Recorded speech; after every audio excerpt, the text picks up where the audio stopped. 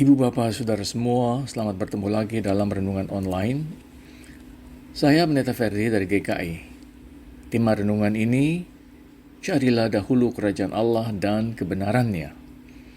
Berdasarkan Matius pasal 6 ayat 33. Hanya satu ayat. Ayat ini sangat disukai oleh sebagian umat Kristen sebab anak kalimat berikutnya berkata, maka semuanya itu akan ditambahkan kepadamu. Sebagian orang Kristen memahami ayat ini sebagai janji Tuhan kepada umatnya untuk menjadi kaya raya. Mereka mengajarkan teologi kemakmuran atau sering disebut teologi sukses. Secara singkat, teologi sukses itu mengajarkan bahwa tanda dan bukti nyata dari berkat Tuhan di dalam hidup umatnya ialah hidup yang kaya raya, berkelimpahan dengan harta dunia. Jika ada orang Kristen yang hidupnya pas-pasan atau malah kekurangan, maka menurut mereka itu tandanya mereka belum atau tidak diberkati. Jadi berkat Tuhan difahami sangat sempit hanya di dalam arti materi dan harta kekayaan duniawi. Untuk meyakinkan orang lain, maka para penganjur ajaran teologi sukses menjalani hidup yang sangat mewah. Mereka punya rumah yang besar dan bagus, mereka punya mobil-mobil yang mewah, bukan hanya satu, tapi 2, 3, 4, 5. Hidupnya glamor berlimpah dengan kemewahan. Jadi kekayaan duniawi adalah slogan dan iklan yang sangat manjur untuk menggait orang-orang menjadi pengikutnya. Apa rahasianya untuk menjadi kaya dan sukses? Sangat gampang kata mereka, cukup hanya memberi persepuluhan kepada gereja mereka, maka hidup umatnya, pengikutnya akan dibalaskan oleh Tuhan dengan lebih banyak lagi. Di Amerika Serikat, ajaran ini tumbuh subur dan menjamur. Para televangelis, yaitu pengkhotbah di televisi, seringkali tampil dengan mengumbar kata-kata yang seperti ini. Tempelkan tangan Anda pada televisi ketika saya sedang bicara, lalu kirimkan $100 ke nomor rekening di bawah ini. Maka semua penyakit Anda akan sembuh. Semua keinginan Anda akan dikabulkan. Pokoknya semua janji-janji manis mereka selalu berhubungan dengan memberi uang dan memberi uang kepada gereja itu dan kepada pendetanya. Saudara, ajaran teologi sukses itu sungguh amat menyesatkan dan menyimpang dari kebenaran firman Allah. Ayat-ayat yang mereka pakai untuk mendukung ajaran mereka diambil, dicomot begitu saja, dan dilepaskan dari konteksnya. Sudah menjadi misi saya bahwa di dalam renungan-renungan yang saya buat, saya rindu bukan hanya untuk memberi ketenangan hati dan penghiburan jiwa. Saya sangat ingin dan rindu mengajak umat Kristen untuk berhikmat di dalam mengerti dan memahami firman Allah. Amsal 1 ayat 7 berkata, takut akan Tuhan adalah permulaan pengetahuan, tetapi orang bodoh menghina hikmat dan didikan. Hikmat itu berasal dari Tuhan, melebihi akal dan pikiran manusia. Mengerti firman Tuhan bukan sekedar asal percaya buta. Kita perlu mengertinya dengan hikmat. Tuhan Yesus sendiri berpesan, kasihilah Tuhan Allahmu dengan segenap hatimu, dengan segenap jiwamu, dan dengan segenap akal budimu. Matius 22:37. Kembali kepada ayat yang menjadi dasar renungan ini. Matius 6:33 itu terdapat di dalam konteks kekhawatiran. Pada Matius 6:25, Tuhan Yesus berkata, jangan khawatir akan hidupmu, akan apa yang hendak kamu makan atau minum, dan janganlah khawatir pula akan tubuhmu, akan apa yang hendak kamu pakai. Lalu Tuhan mengajak para murid dan pendengarnya untuk memandang burung-burung di langit dan bunga-bunga bakung di ladang. Burung dan bunga bakung melambangkan ciptaan Allah yang jauh lebih rendah daripada manusia.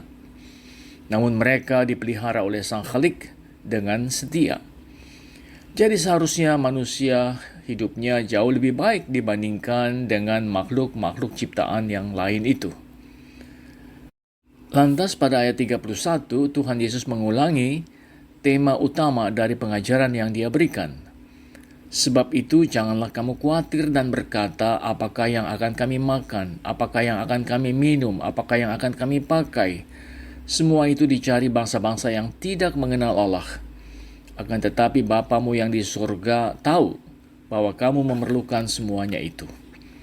Lalu pada ayat 33 Tuhan berkata, tetapi carilah dahulu kerajaan Allah dan kebenarannya, maka semuanya itu akan ditambahkan kepadamu. Jadi kata semuanya di dalam ayat 33 itu berarti apa yang kami makan, apa yang kami minum, apa yang kami pakai. Itulah kebutuhan manusia sehari-hari. Kita butuh makan hanya 3 kali dalam satu hari, tidak bisa lebih. Jika lebih, maka tubuh kita akan mengalami overweight, kelebihan berat badan yang dapat merugikan kesehatan. Manusia makan untuk hidup dan bukan hidup untuk makan. Jadi hidup kita itu sebenarnya punya banyak tujuan-tujuan yang lain selain dari hanya makan. Tetapi oleh para penganjur teologi sukses, kata segalanya dipelintir menjadi seluruh dunia. Diartikan sebagai harta duniawi, dimaknai sebagai kekayaan yang berlimpah ruah. Ini jelas-jelas ngawur dan salah. Tuhan tidak pernah ingin manusia hidup berleha-leha, tidak mau bekerja dan menjadi pemalas. Kitab Amsal memberi nasihat kepada orang-orang yang malas untuk pergi belajar pada semut. Pernahkah Anda melihat semut yang malas dan menganggur? Saya belum pernah. Semut selalu bergerak, aktif mencari makan. Dengarkanlah pesan dan nasihat penulis Amsal. Hai pemalas, pergilah kepada semut. Perhatikanlah lakunya dan jadilah bijak. Biarpun tidak ada pemimpinnya, pengaturnya, atau penguasanya, ia menyediakan rotinya di musim panas dan mengumpulkan makanannya pada waktu panen. Amsal pasal 6 ayat 6 hingga 8. Sungguh malu manusia jika harus belajar pada semut, binatang yang sangat kecil itu. Di dalam Injil Matius pasal 20, 1 hingga 16, Tuhan Yesus memberikan perumpamaan tentang orang-orang upahan di kebun anggur. Seorang tuan rumah mencari pekerja-pekerja untuk memetik anggur di kebunnya pada waktu panen. Dia pergi keluar dan melihat ada banyak orang yang menganggur di pasar.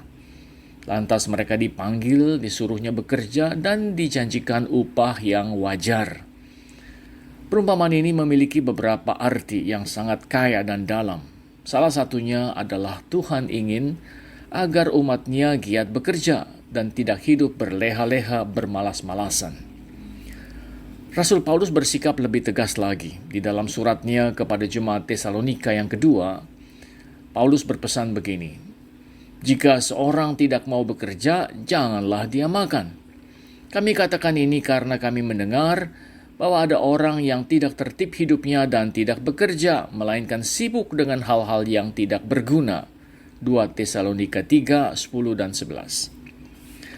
Jadi saudara, tidak pernah kita membaca atau mendengar pesan Tuhan yang berkata atau menganjurkan agar umatnya hidup bermalas-malasan dan cukup hanya berdoa dan membaca firman-Nya saja setiap hari.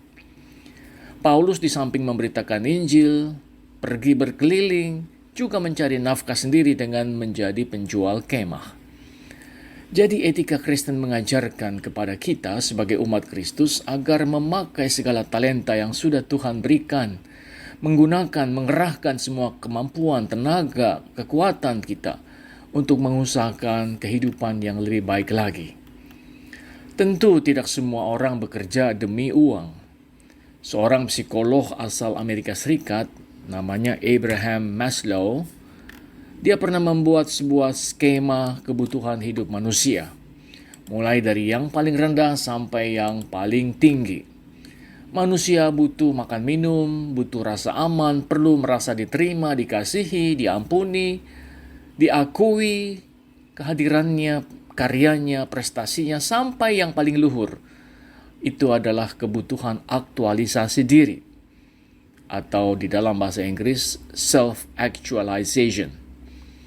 Ketika orang sudah mencapai pada tingkat yang paling tinggi, dia melakukan suatu perbuatan bukan demi uang, bukan demi nama baik, bukan demi penghargaan, Tetapi dia melakukan satu perbuatan karena dia ingin berbuat baik untuk mewujudkan dirinya yang sebenarnya. Contohnya dapat kita lihat sendiri pada Tuhan Yesus, Tuhan kita. Dia memberikan hidupnya kepada orang lain. Dia tidak menerima upah apapun. Semua dilakukan demi kasihnya kepada dunia yang sudah jatuh dan rusak akibat dosa. Karena begitu besar kasih Allah akan dunia ini, sehingga diberikannya anaknya yang tunggal, bla bla bla bla. Yohanes 3 ayat 16. Nah, dilihat dari teori Maslow, teologi sukses itu berada di tingkat yang paling bawah. Orang memperalat agama seperti yang sering kali kita lihat untuk menjadi hidup, untuk menjadi kaya. Ini jelas ngawur dan tidak dapat dibenarkan jika kita menilainya dari ajaran yang sehat dan benar. Saudara, apa yang dapat kita simpulkan sejauh ini? Pertama, Matius 6:33 tidak menjanjikan orang Kristen menjadi kaya raya, apalagi hanya dengan memberi persepuluhan kepada gereja dan pendetanya. Persembahan adalah ungkapan syukur. Janganlah pernah dijadikan umpan atau pancingan untuk mendapatkan berkat yang lebih banyak. Yang dijanjikan oleh Allah kepada kita umatnya adalah hidup berkemenangan di dalam Tuhan. Victorious life. Hidup yang penuh damai sejahtera dan sukacita. Karena Allah sudah mengasihi dan mengampuni kita. Dan ini jauh melampaui harta dunia yang fana dan sementara. Ajaran teologi sukses itu sudah mempersempit arti berkat Tuhan menjadi materi dan harta dunia yang fana dan sementara. Harta memang kita butuhkan selama kita hidup di dunia ini. Harta yang kita miliki adalah berkat dan anugerah Tuhan kepada kita, dan kita perlu menggunakannya dengan bijak dan sebaik-baik mungkin. Tuhan tidak menginginkan umatnya hidup berleha-leha, bermalas-malasan, apalagi dengan culas, menipu sana-sini, merugikan orang lain. Tidak. Kita harus menggunakan segala talenta yang sudah Tuhan berikan. Kita harus mengembangkan segala potensi, kemampuan, kecakapan, minat, dan perhatian kita. Jadi jangan fahami Matius 6:33 itu sebagai ayat ajaib yang dapat membuat orang menjadi kaya mendadak hanya karena sudah memberi persembahan. Sekali lagi, persembahan bukanlah umpan, bukan pancingan, agar Tuhan memberikan lebih banyak lagi. Sama sekali bukan. Tuhan akan memberi banyak jika kita rajin bekerja, jika kita mengembangkan segala talenta dan potensi kita, untuk membuat hidup ini menjadi lebih layak, lebih indah, lebih damai, lebih diperkenan di hadapan Tuhan. Amin.